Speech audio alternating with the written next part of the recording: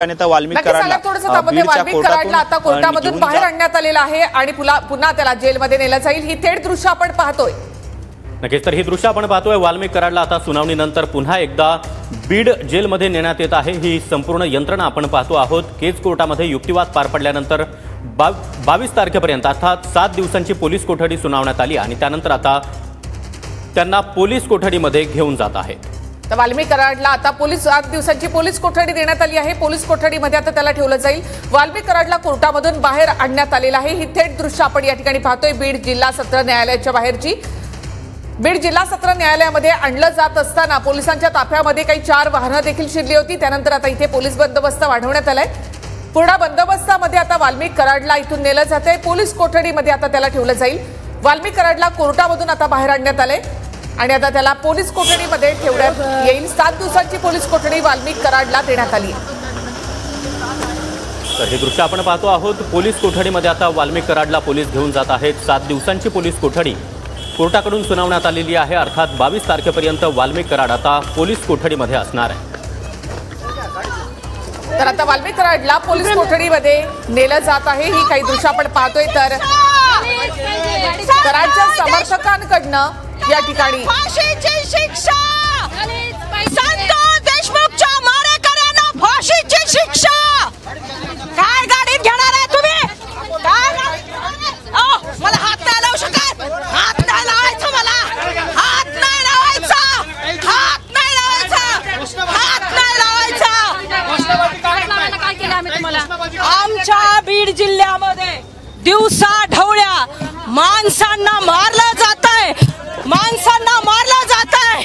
या बीड जिल्ह्यामध्ये आज दिवसा ढवळ्या संतोष देशमुखला ज्या पद्धतीने मारलं, त्या मारेकऱ्यांचा फाशीची शिक्षा झाली पाहिजे।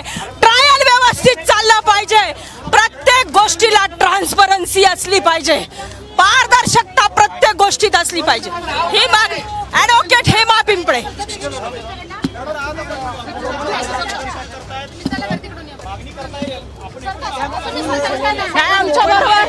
आमच्या बरोबर महिला आहेत आमच्या बरोबर। आमची मागणी एकच आहे, ज्या पद्धतीने पब्लिक आउटक्राय झाला तरच या केसेस मध्ये लक्ष दिलं जातं। या महाराष्ट्राच्या गृहमंत्र्याला माझी विनंती आहे, बीड जिल्ह्यामध्ये लॉ अँड ऑर्डर राहिलेलं नाही।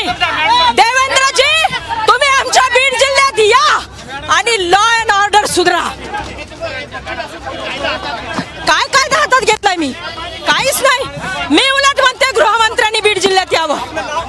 ॲडव्होकेट हेमा पिंपळे, मी म्हणते बीड जिल्ह्यात गृहमंत्र्यांनी यावं, बीड जिल्ह्यात गृहमंत्र्यांनी यावं। सगळं पब्लिक आउटक्राय मुळे झालंय, सगळं पब्लिक आउटक्राय शिवाय होऊ शकलं नाही। मकोका कधी लागला सगळ्यांना? रस्त्यावरची लढाई लढल्यावर लागला, रस्त्यावरची लढाई। अरे हवा येऊ दे जरा। आरोपीला फाशीची शिक्षा झाली पाहिजे।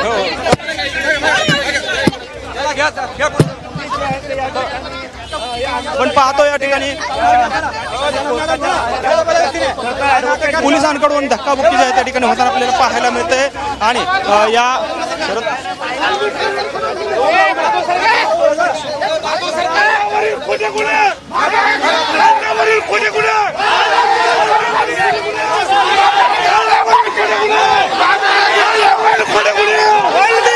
आपण पाहतो या ठिकाणी आता वाल्मिक कराडचे समर्थक देखील या ठिकाणी जमा झालेले आहेत। वाल्मिक कराडच्या समर्थकांकडून या ठिकाणी घोषणाबाजी जी आहे ती सुरू झालेली आपल्याला पाहायला मिळते।